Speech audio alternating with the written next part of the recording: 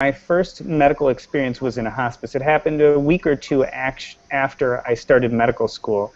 And you and I have also talked about the fact that, my father died when I was very young. So the death and dying process always was something that I dealt with both as a child and figured that I would deal with as I entered my career. So when I started medical school, it just seemed like the natural place to start, a place where I could practice being with people at the difficult times before I actually understood the medicine or physiologically what was happening.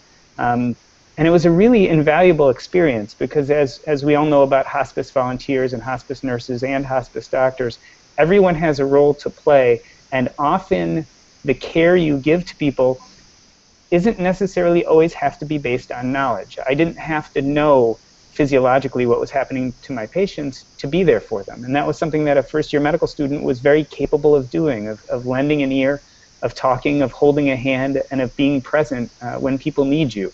And it was really a nice way to begin my clinical career because I figured if I could figure that part out, I would eventually learn the medicine. I'd eventually learn about the diagnoses and how I treat them and the diseases that I'll see.